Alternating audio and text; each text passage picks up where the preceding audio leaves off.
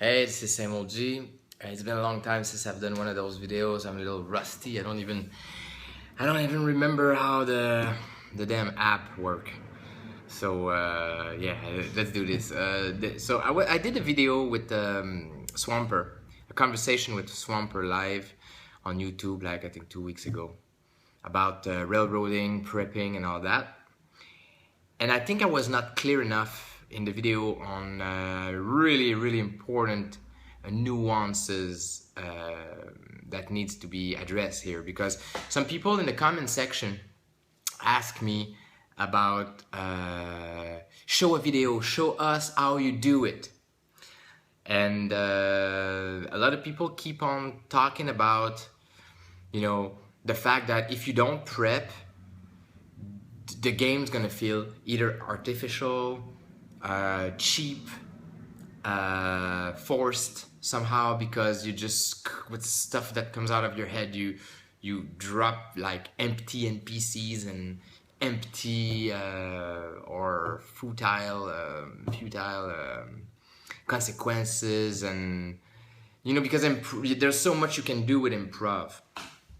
And I totally agree with that. I mean, I never said anything else than that, actually. And that's the thing. The thing is that I think in two instances in this conversation with Swamper, I mentioned the fact that if you don't prep, you need the right engine to play that. So just to keep in mind, I will never personally go into a traditional game. Like, when I mean traditional games, to make sure it's like every game that needs a GM-based game, D&D, Traveler, Shadowrun, all these games, you know, like the classical big games that needs a GM to be played, all the White Wolf games and stuff like that. Because if you don't prep, the world is gonna feel like everything comes out of someone around the table's head at that moment, and sometimes it's like Non-Inquisitor said to me, and even Swamper, I mean, it's never gonna reach the level and the depth of a setting in a game that has been prepped by someone. Even if it's not just the GM, at least having some prep's gonna make the NPC feel more natural, feel more, you know, human and alive and all this kind of stuff. So, and even with the culture of the settings. So, of course, if you play this kind of game, you're gonna need some prep. This is how these games are built. But personally, when I talk about prep, I talk about when I talk about improv and games that you don't need prep to play, I talk about engines that supports that. So I have two examples here, that engines that supports that. One that is built for that kind of game. It's called Siren. I have a video explaining Siren on this channel. I'm gonna show some example here, and I'm gonna use another one that is less radical than Siren, called Burning Wheel. I've been talking about this game a lot.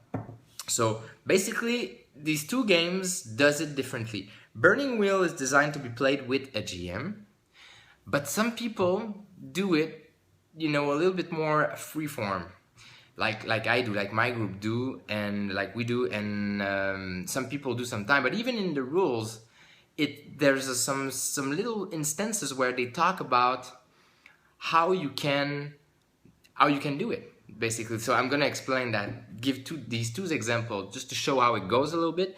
But it's important to understand, you need the right engine. I will never go into a White Wolf or D&D game or Shadowrun game with no prep, because it's never gonna be as good as if somebody has prepped the game. And I made my argument about, you know, in the conversation with Swamper, about the consequences of, you know, prepping and what it does, and my position about it. So here's how it goes.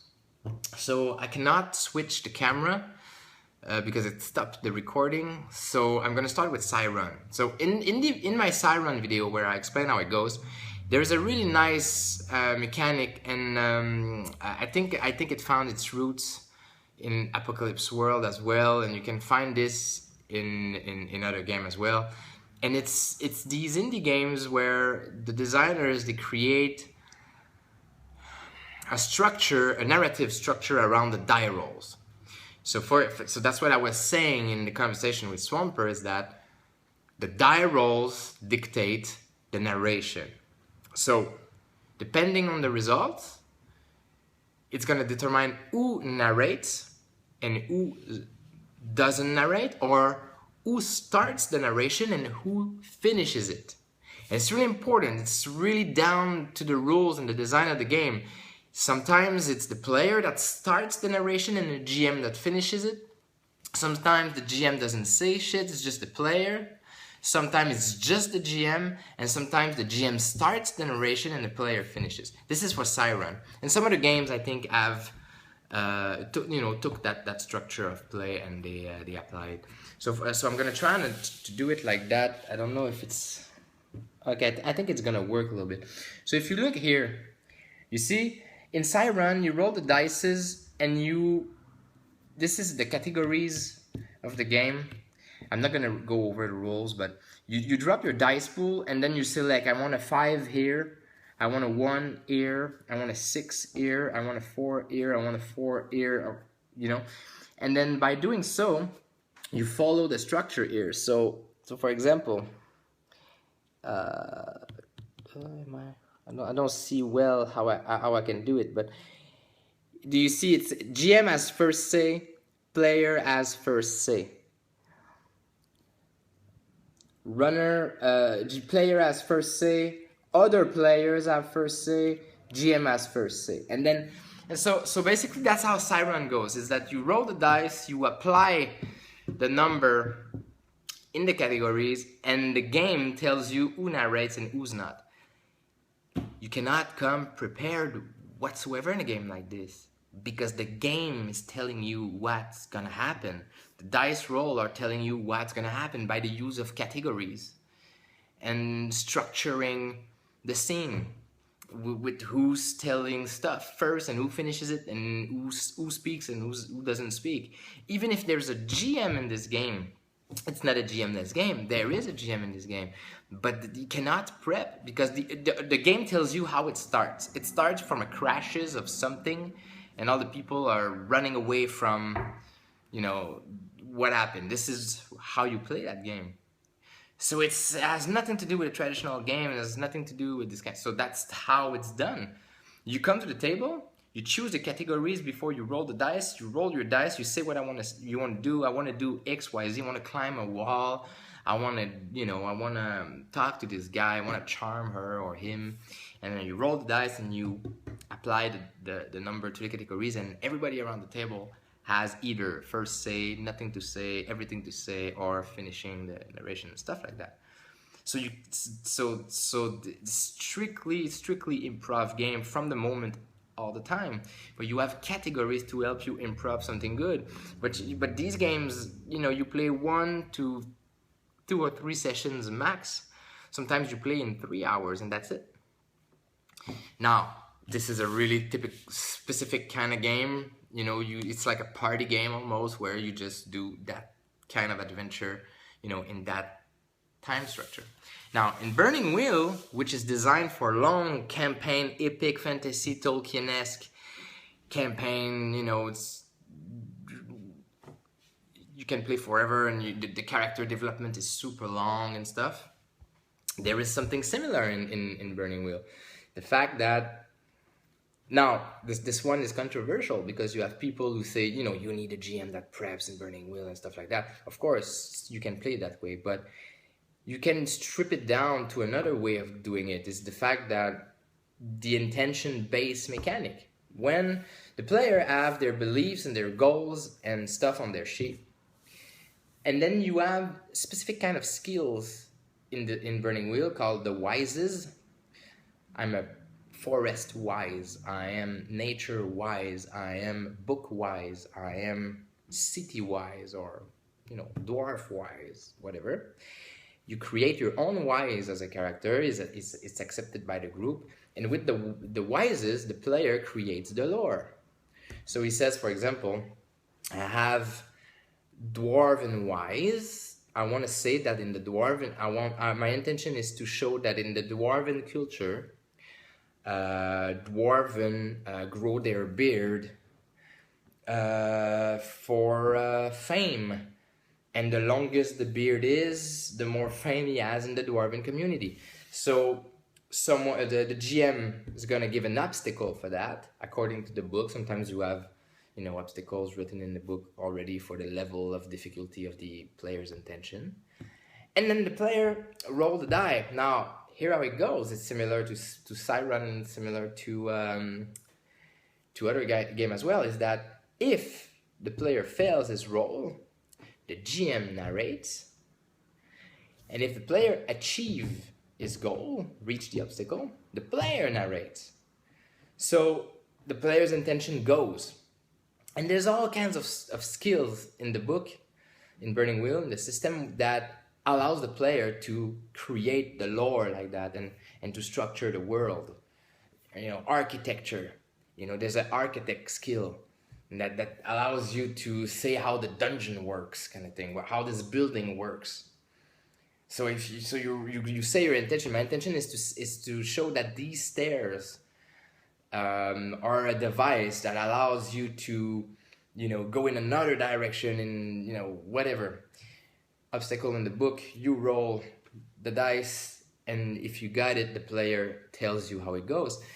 Now you can see how that can fucked up or messed up with a GM prep. Because if the GM I create a culture that do XYZ, and the player has a Y's that said ABC, and the player has it, then all the prep from the GM is gone, because in Burning Wheel, what the dice say goes, the let it ride rules and all that. So for that reason, you don't want to come to a game with prep, because it's going to be a waste of time anyway. You're going to lose it. Sometimes I tried it before. You prep a little bit, you come to the table, and after 2 die roll, it's over. The wheel has been turning in some direction, and everything you prepped is out the window because of the player's belief and the player's intention and the die that, you know, the die that went their way. So this is how it goes. In these 2 games, there is a GM. One is a really typical game for, let's say, like 1 session, 2 session, a little bit like party game. And it has a really specific structure that doesn't allow you to prep. So you don't prep, you just go there and you go with the flow. And in Burning Wheel, you create worlds. You know, you create like big campaigns that last for a long time. But you don't want to come with prep at the table, because, you know, the dice are going to go another way, because the engine is built in a way that allows skills in player to narrate lore. And therefore, it's going to be a waste of time if you prep, or either you're going to end up being like, I don't want you to go that way, so no, you cannot do it, or whatever, and then it's become bad.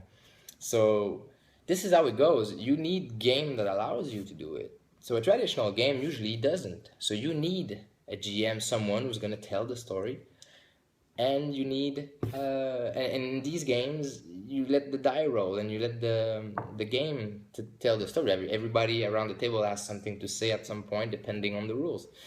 So there we go. So I'm going to try to give an example on a live hangout. If I can get let's say a one-shot Burning Wheel game. You know, I told the Swamper that you can come to a one-shot with no prep. So I'm going to show maybe a scenario or something. This is something that comes...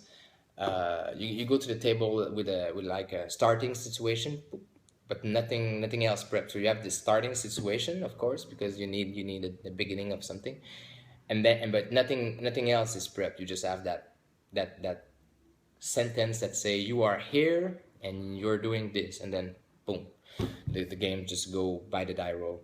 So I'm gonna try to get one at a certain point live on this channel. It's really hard to get a live hangout, but I'm going to try my best to show you how it goes, and you'll see it in action. But remember, engine that allows it. All right, thank you for watching.